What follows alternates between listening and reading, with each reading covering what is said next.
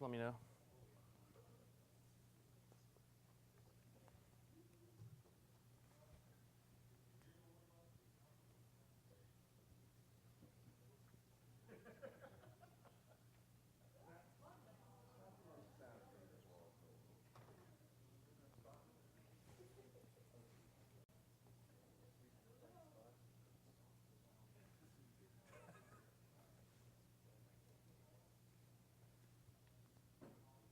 Good? Okay. All right, hello. My name is Andrew Siga. In the demo scene, I'm known as Necros, and I'm going to be talking to you today a little bit about tracking, which maybe some of you, I see some seniors and I see some non-seniors. Some of you may know, some of you may not. The demo scene basically involves three components. There's code, which is typically how programmers push the envelope. There's art, which is how artists push the envelope, and then there's music. And the demo scene has a very specific type of music, which we tend to call tracking. It was invented around 1987, and it sort of has become the de facto way you make music these days in the demo scene. Pretty much every single demo that exists on the PC specifically, and also on Amigas, uses tracked music. Even, believe it or not, things like 4K intros where you wouldn't think it'd be possible to actually fit music into something of that size. One of the big benefits of tracking also is that it's very self-contained. There's no reliance on sound generators, long MP3 files, WAV files, that sort of thing. And so it's a really unique form of music, and I'm just going to talk a little bit about sort of where it came from and what you can do with it today in a professional sense. But first, we'll do a little bit of history. In 1982, there was the Commodore 64, which was a brilliant piece of machinery, and it had one of the first sound chips called the SID, which allowed you to actually do more than PC speaker beeping or Tandy 1000 sort of primitive chirping. And as we went through the years, there was the Amiga, there was ad-lib synthesis, multi-channel PC sound cards, advanced formats, and then nowadays you can pretty much do whatever you want: stream MP3s, play multiple MP3s at once, compress to your heart's content. But to understand what tracking is and why you'd want to do things this way, I want to talk a little bit about sort of the history of the audio chip and what it can do.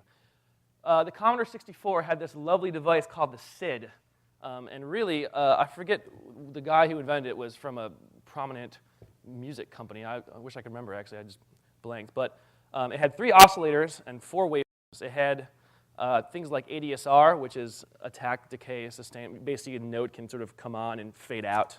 It had an actual filter where you can sort of change the frequency of a sound. These are all things that were way ahead of the time for any sort of hardware. The songs had to, unfortunately, be programmed at a very low level because the Commodore 64 had no real high-level interface, like, say, a direct sound, and there was no support for samples. Your waveforms were all very simple. And to give you a taste of that, I'm going to play some Commodore 64 music. This first one is the sort of exhibits a very characteristic sound. This is the Pitfall 2 soundtrack.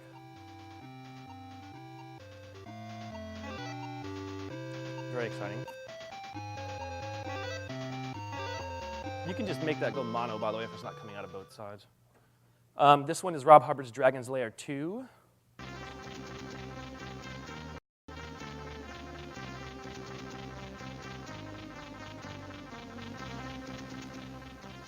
And then a little bit of Rob Hubbard's Skate or Die, which is one of the first Commodore 64 tracks to attempt to try to play something that resembled a sample.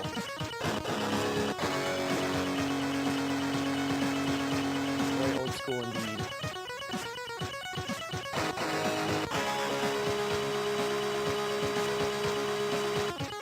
That guitar is ridiculously grainy because it was at a sample rate of like thousands of samples per second.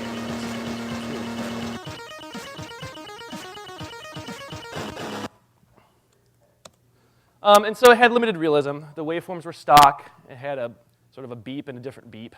It had a noise oscillator, which could basically go, that's about it.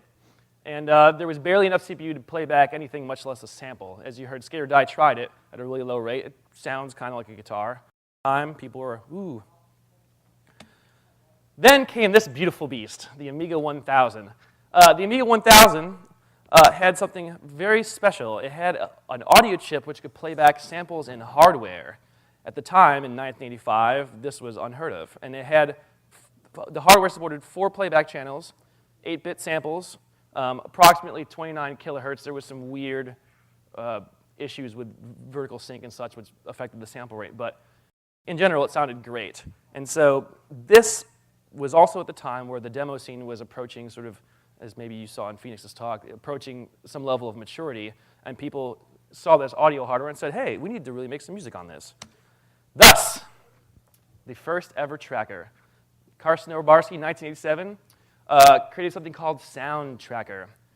It was also the first to use something called the mod format, which was basically note, sample, some effects that you could do sort of per channel. And it looked like that, and it had very simple editing capabilities. And it was sort of the first tool that you could actually use the Amiga to its full potential.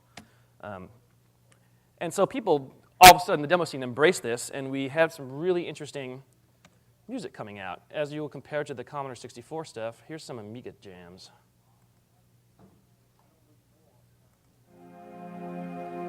This would be Space Debris from 1991. I forget what demo this was in. Maybe someone can remind me. Trickster. Was it not? I could have sworn this was in some Amiga demo.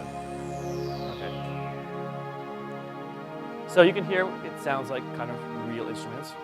Here's another example, Heat Beats Accordion People, featuring even more sort of a realistic sound. And for 1991, this was amazing. If you think what was on the PC around 91, there was basically ad-lib and beeping. And people who had Amigas could actually play stuff like this. Here's also another example, my favorite mod in the world, Dizzy's Banana Split.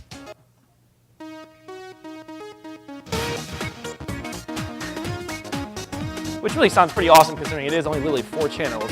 Only 4 things can play at any one time.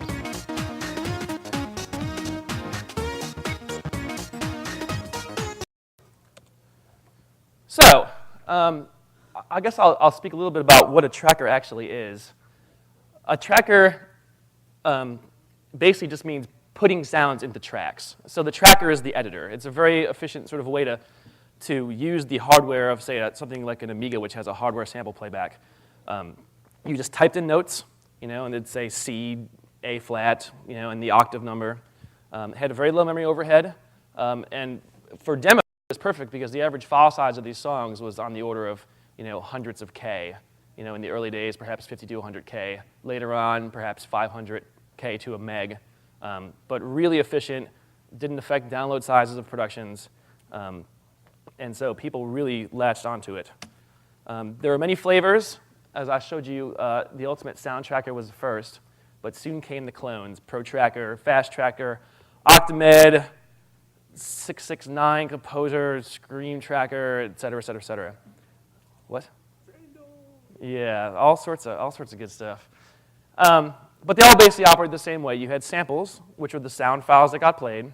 There were the channels, which mapped directly to the hardware and played samples. There was effects, which I'll talk a little bit more later, but they are basically per channel things you could do to change the sound, usually change the volume of a sound, pitch bend something, offset into a sample, and do various things. And then there was the pattern, which is basically how you organize the song as a whole. Unfortunately, the editors pretty much still look like this. This was Pro Tracker 3, 1992. And what you can kind of see here is 4 tracks. We have note row. This is sort of all compressed, but you had, these are essentially effects data where it'd be an effects number and then a value. Again, I don't know why they love hexadecimal so much, perhaps because hexadecimal fits into 2 characters and avoids that nasty 3-character problem with numbers over 100. But musicians ate it up, perhaps because in these days, musicians, or pretty much anybody involved in the demo scene, had to have some sort of programming knowledge. Otherwise, you just couldn't get these productions done. And so, really, it's simpler than it looks.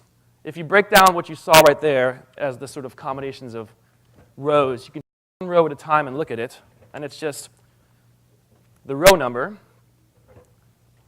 the note, which is in that case the C-4. C is the note, 4 is the octave. You also have the sample number, say 12. Samples are just a linear list. And then you have an effect. In this case, OA is the effect, which in this case would be, say, a volume slide. And then 4 is the parameter, which if I remember correctly in the olden days, that would be like volume slide down by an amount of 4. And then basically to play back, the thing just went tick, tick, tick, tick, tick, tick, tick, processed each row, and there was your music. It's pretty awesome. You had lots of effects. You could set volumes. You could slide up and down, sample offset, pattern break, and this one little interesting thing called arpeggiate, which I'll spend a moment talking about because arpeggiate is to play a chord really fast. So if you wanted to say have C, do, do, do, arpeggiate would be this really freaking fast, and it gave a very characteristic sound. And unfortunately, or fortunately, depending on your point of view, it spawned what we now know as the chiptune. And the chiptune was an evil beast that loved to arpeggiate and had a very characteristic video gamey sound. Here's some chiptunes. What you're hearing in the background, that sort of like bleepy, blipping song is, arpeggiation, where you play a lot of notes really fast. It sounded like a chord. And also allowed you to sort of use your limited number of channels to get a fuller sound without having the memory of actually having actual chord samples. Here's another chiptune. Notice they all kind of sound the same after a while. No offense to any of the Game Boy people in the house. It's almost like you could have a genre chip music. Well, it's already been covered. Little girl from Ipanema. So, cute stuff. But we don't want to stay in the past. Luckily, people can actually do more realistic sounding stuff, even in 4 channels like the Amiga. For example, here's a little track from Dizzy, using real guitar samples. Still a tiny mod. This is like a 200, 300K mod. 8-bit samples, low sample rate. Pretty good. And then a dude named Yogi Little Ante with this little jam, featuring actual guitar strumming, harmonics, flutes. What? Yeah, classic. And for the time, people were amazed you could actually have this kind of music come out of a relatively early Amiga.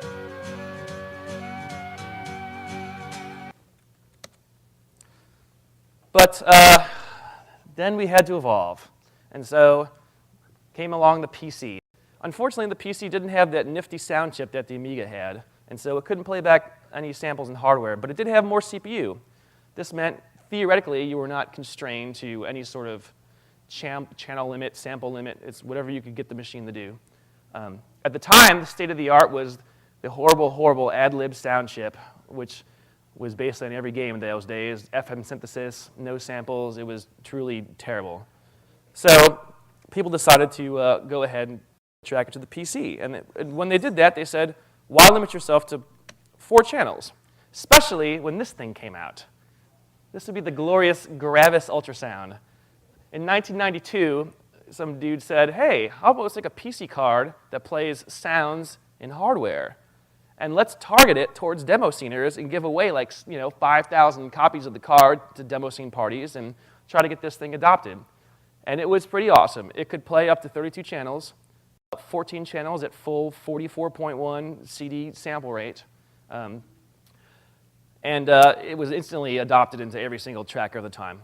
Unfortunately, it never sold well because the gaming industry didn't want to adopt it. They were so tied to ad-lib, they were so tied to FM, they'd have to rewrite all their music, all their composers, all the playback routines, and basically very few games ever sort of latched on and the thing sort of died an ignominious death. I'm sure one day these cards will go on eBay for a lot of money. I think, Jim, you've got, what, like 10 of them or something? This also led to some better formats. We got Screen Tracker 3 from the famous Future Crew in 1993. This was a 16-channel tracker. Fast Tracker 2, similar kind of a program with actual 16-bit samples and mouse support. This is before the Windows days, really. And then later on, we get things, more modern things like Impulse Tracker, which supported 64 channels. virtual channels where you could actually cram multiple overlapping notes into a single channel, all just limited by how powerful your CPU was. And so with the PC came PC scene music. And also, you saw some games actually start to use the tracker format for the first time. And I'm going to play you some PC examples. I had to listen to a wave, but this would be a Purple Motion track from 1993.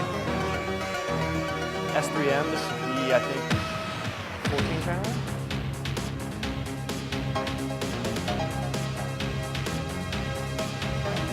You sort of just notice the increased density of sounds, increased density of amounts of sample data.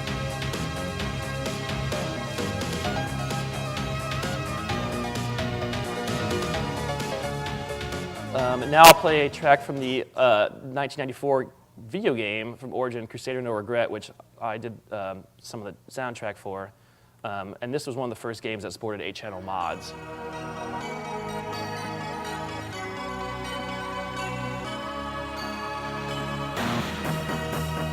The producer at the time was a big metal fan, and he insisted that every song have deaf guitars in it.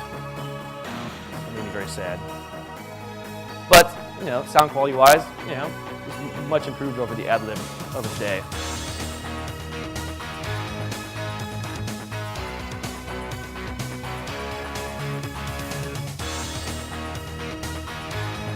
Skip ahead. Here's a S3M by Basshead from '95, featuring even more sort of modern sound.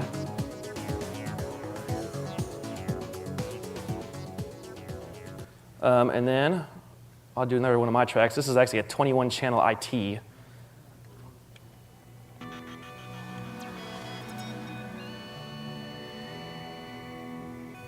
We still only getting one side? All right, well. Oh, well. Just crank it up then. And pan it mono.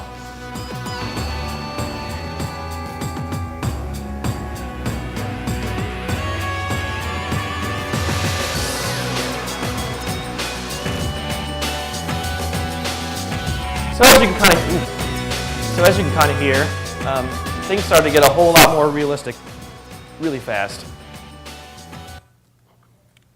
There are other games that used mods as well. Star Control 2 back in '92. Malcolm of KLF did a whole bunch of mods for that. Those were 4-channel, I believe, or were they 6-channel? 4. Unreal Tournament used mods, quite a few from different people. Unfortunately, all good things must come to an end. The CD-ROM appeared. People decided, oh, we can just stream Redbook. That'll do it. This thing named DirectX came along. Oh, we can mix in software. You don't have to deal with sound card, from sound card APIs. And then this little format called the MP3, which unfortunately negated a lot of the size advantage of the track files. You know, a 500K mod versus an average minute per meg MP3 all of a sudden isn't so impressive. So here we are 15 years later. This would be Cubase SX. People enter, as you can see down here, this is a piano roll style interface, which is what most modern music composition programs use. You can actually manipulate samples directly, complicated mixing doodads, a professional like sort of jog shuttle. And you can ask yourself, well, why do people still would ever want to care about tracking? Well, as it turns out, there are some interesting things you can do in a tracker that you can't do in a program like this. And sort of the whole point of this talk is I'm going to show you a little bit in sort of a live demonstration. Tracker files do have advantages. They're not just for the demo scene. They're tiny files. They play samples. They can sound realistic. They're multi-channel. And basically, you enter data in sort of a step-sequenced form, where basically every row is sort of a slice of time, and you enter notes, and they sort of play sequentially.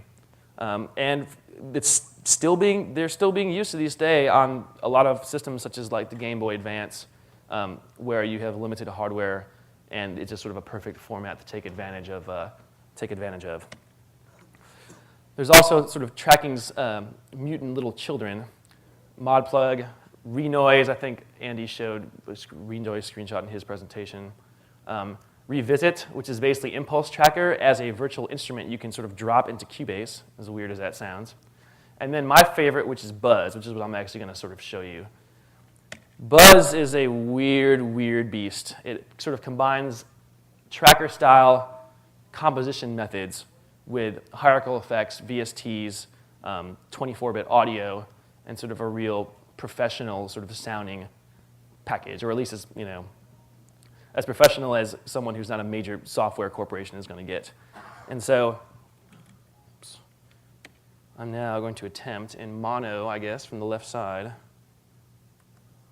load Buzz, and do some tracking. Let's see if this works.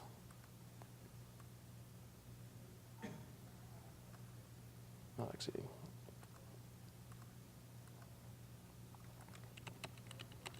Okay. What I'm going to do is start with a very simple example, which should look very familiar. This is a one-channel tracker, exactly the same as trackers back in the day. It has rows, columns, notes go on the left, wave file numbers, effects, all the old school goodness. And it can also be multi-channel. You just add channels. It has samples. Let's see if I play some samples. Some sort of bass. This is a very sort of simple set.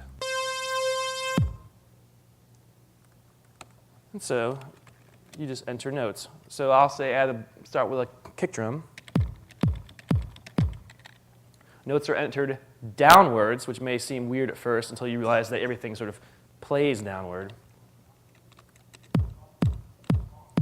So what you're seeing is this sort of line. As the line's tracking, that's the rows it's sort of scanning, and it's playing whatever note is on this line. So this is basically saying every 4 ticks, play a bass kick on track 0. So this is kind of boring. I'll add a clap. Simple enough. I'll add a hi-hat. So pretty cool, not exactly rocket science. But what we can also do is sort of add, for example, this channel is volume. We can say change the volume of the hi-hat. Instead of having this monotone hi-hat, we can change the volume dynamically. As you can now hear, it sort of modulates. You got to open a hi-hat, add a little open a hi-hat.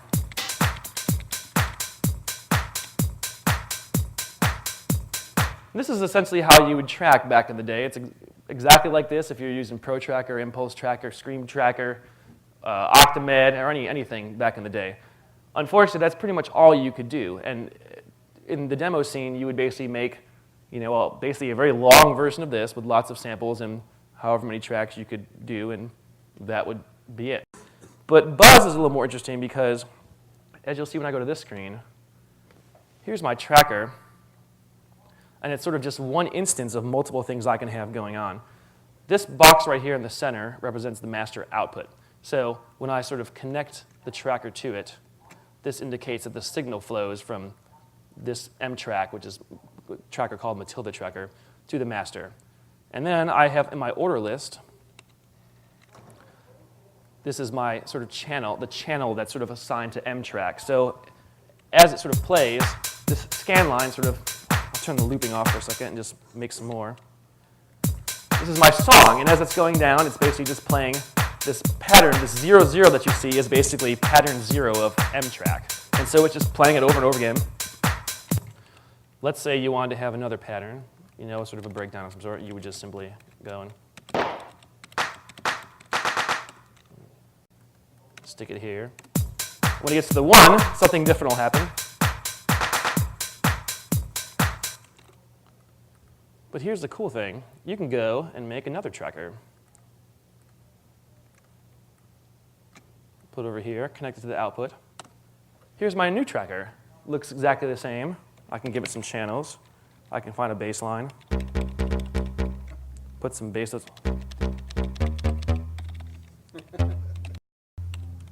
Add my bass line. what you essentially have is two trackers playing at the same time with perfect MIDI synchronization. Tick accurate. You can mute one. You can say just delete the patterns if you want to have like a little breakdown. Bring the drums back, etc., etc. In the olden days, you'd have to actually put all the instruments for all the tracks go into one tracker, so it just channels and channels and channels of stuff. Another cool little thing you can do in Buzz is add effects. This pink box that I have here is an effect. Anything that's blue generates audio, and anything that's pink essentially processes audio. So what I have here is a simple sort of echo sort of delay unit. I'm going to go set some parameters, and I'm going to basically, this is my bass line. This is my drums. I'm going to go and stick the delay in the middle of the bass. What's that? Oh, because this is I'm using the wrong here. I'll do it the right way. I was using the mono delay instead of the stereo delay.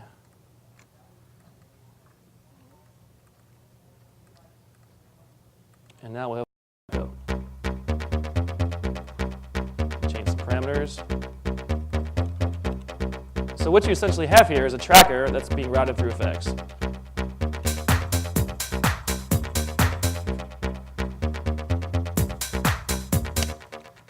These effects right now that I'm using are all sort of built-in effects to Buzz. Buzz has a large library, large community which develops to the Buzz API and has millions and millions of effects that you can sort of just place. I mean, you can sort of see there's choruses, delays, mods, phasers, pitch shifters, all sorts of goodies. But if you don't like the Buzz stuff, you can use something more professional.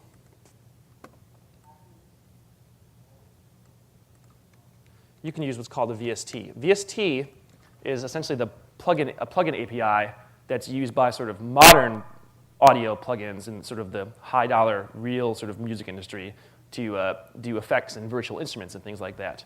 So I can take a tracker, connect it to, say, something like this, which is like a 4-band filter bank.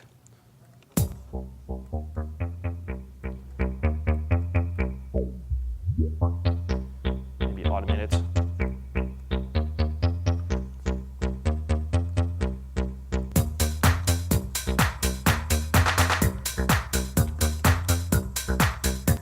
So as you can see, stuff starts to get kind of pro. Let me load something a little more sophisticated.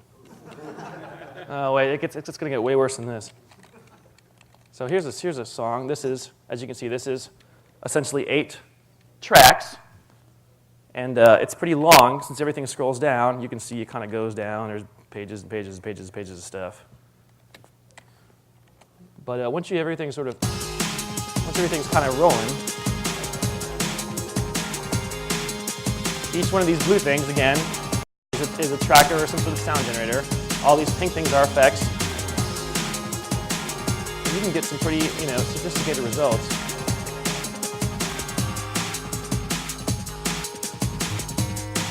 And like I said, in the traditional sequencer, modifying a song can be a real pain in the ass. But here, let's say I wanted to, just do large-scale cut and paste operations. I can just go and grab stuff and paste it around, and I actually wanted, instead of like this, whatever this is, I wanted it to be something different. I can use some different pattern. So it's something different.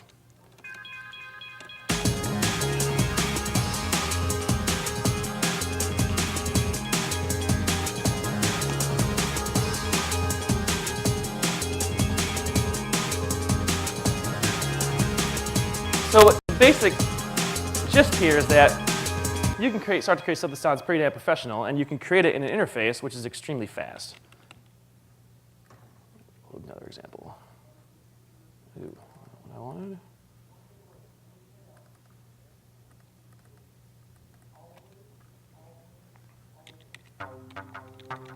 So here's another example.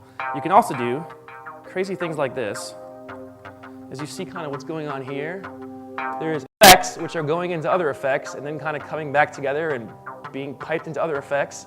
And you can create very interesting sort of signal routing chains. The one thing you can't do is make them recursive, unfortunately, because that would probably cause more problems than solve as everything would feedback and be filled with madness. Raw drums. They're just samples. Where are the drums running through? So they're running through, for example, here, this is a tube head. This side of the signal path. This is like a drive, for example.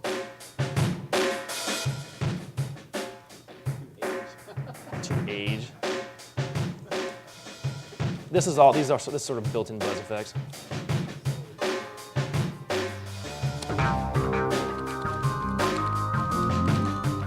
So pretty full stack.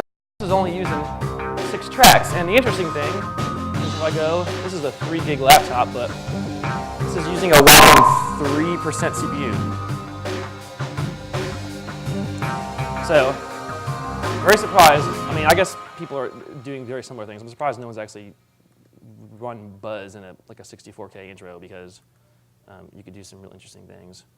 I'll show you something else that's even stranger. So I can go, as I said, VST professional effects. There's also VST instruments. So here's one called FM7, which looks very much like the Yamaha DX7. And it can make lots of, get a little more gain. And you can sequence it basically like a tracker. I'm gonna throw a compressor on here. There's only got so much volume.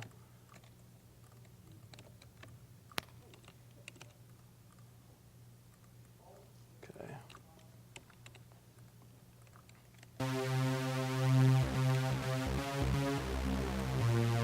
Look, it's our mega demo. So as you see, I've entered the note data in a tracker-style form, but the actual instrument is the software synthesizer. So I can change to a different patch.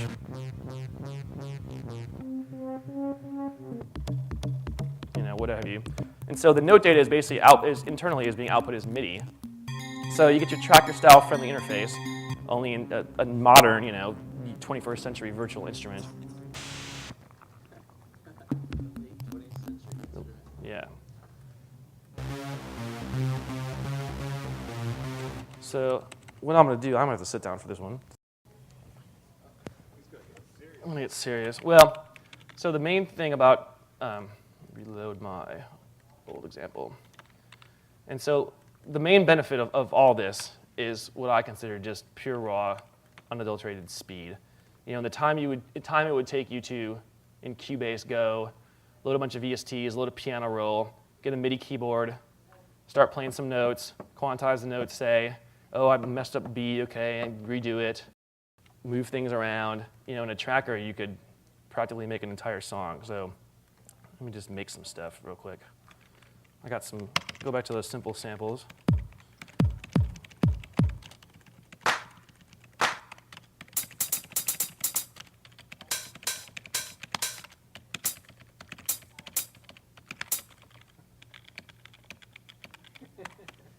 There's the drums.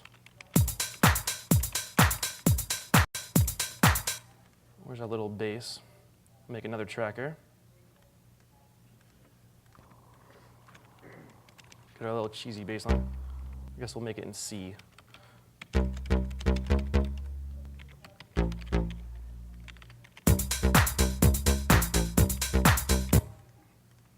Now I'll go and pull up that VST I had up earlier. With my crappy rave lead sound. Oh, this is not going to be good. It's just going to be real cheesy.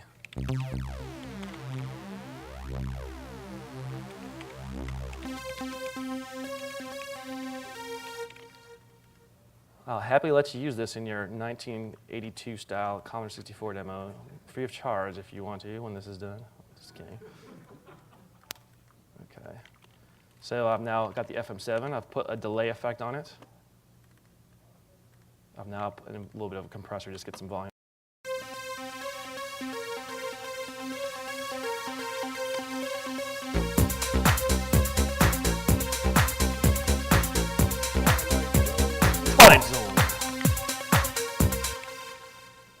You're like, okay, and then add a pad of some sort, perhaps. So let's say I want something dreamy. What do we got? Just kind of making this up.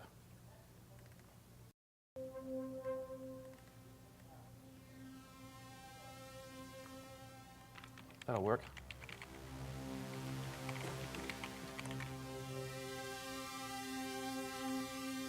Oh yeah, nice and cheesy.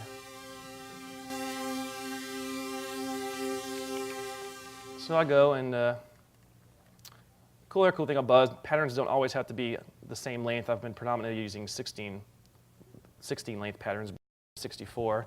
What this means is when sort of these ones will play a 16. As you see, this is 0, 16, 32, 48. These are all 16 length patterns. So I have to keep typing 0 to replay the pattern over again. This one is 64, which is this entire space long, basically. So I can go and enter notes, for a while, and basically just saves me from having to like make individual things. I'll make some cheesy chords.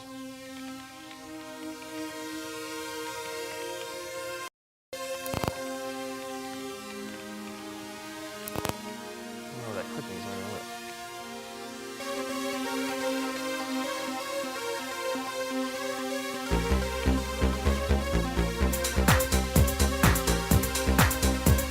So now you have some cheesy song, and now you want to make it into an actual sort of listenable thing. You just block copy. You're like, okay, we'll make the drums come in first. I'll label these for your presentation convenience.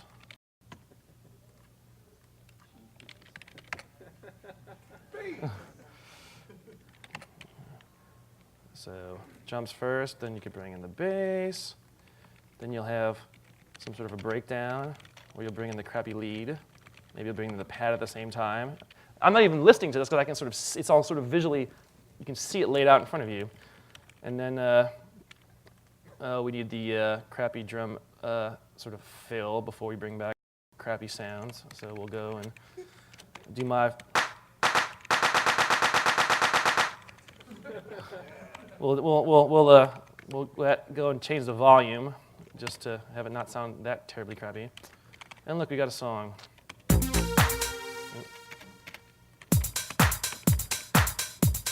You got some drums. You can sort of, this will be the part where it's like, now presenting at Notacon 2007, a fantastic demo, greets and shit. And then there'd be like,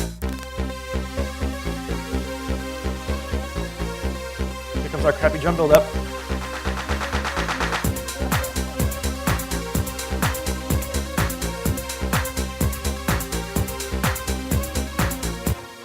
Yeah, truly terrible.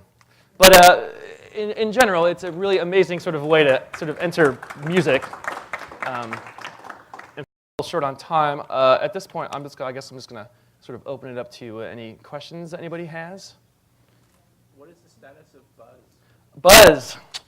So the dude lost the source code in a hard drive crash. It was the guy, Oskari Tamlin. He was in a demo group called Jescola. And yeah, he lost the source code. There's still a large library, a large amount of people making machines for it, of which there are in the hundreds. Machines, synthesizers, effects that sort of plug into this architecture. And people have also gotten it to support VSTs and things. And so development continues, even though the original app is pretty much not going to change. There are many clones being developed, some better than others. I believe there's actually a semi-officially sanctioned one, which is people are trying to basically recreate Buzz so that development can continue.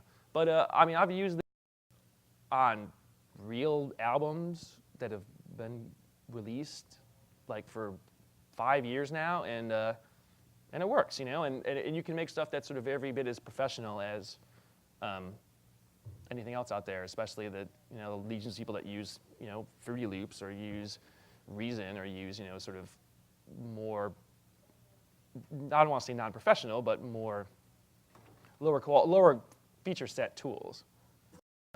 And so I hope that maybe someday that someone will clone it and can expand on it, and because for me, just the benefit of the tracker interface combined with modern sounding hardware and effects cannot be beat, especially since you can make a tune in about a minute and a half.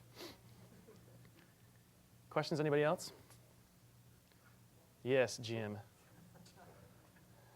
Source code's lost, so you can't modify it. But if it was the source code, you could modify it. What would you like to see fuzz change? I mean, what would you like to see added to bus? It seems pretty flexible as is. It's pretty. It's definitely very usable as is. You could argue that certain things like renoise have much more of a sort of a pretty GUI and have more actual sample level editing abilities. But at that point, they basically are turning into Pro Tools or Cubase, and it sort of lose the charm of what it is, which is a glorified meta tracker, if you will, a tracker of trackers.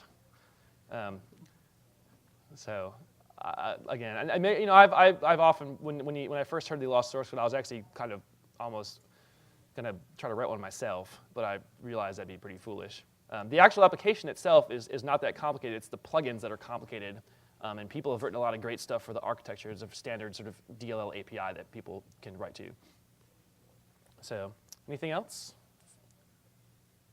Can it automate those VSTs?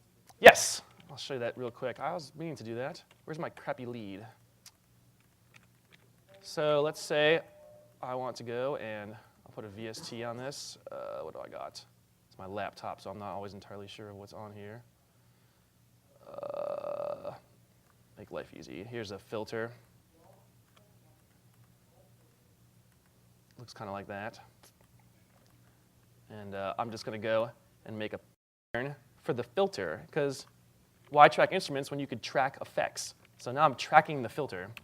I'm going to go and just randomly change it between different presets, basically. And so now it kind of sounds like this.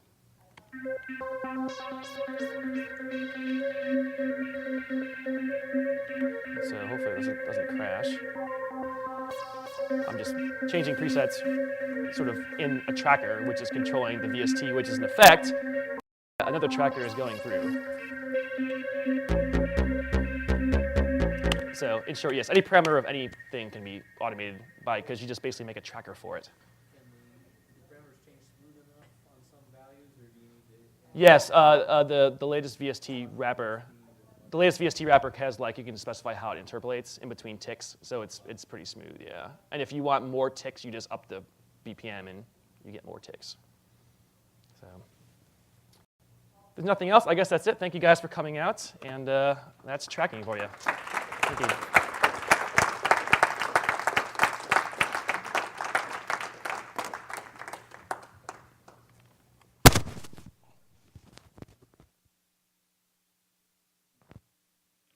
Check.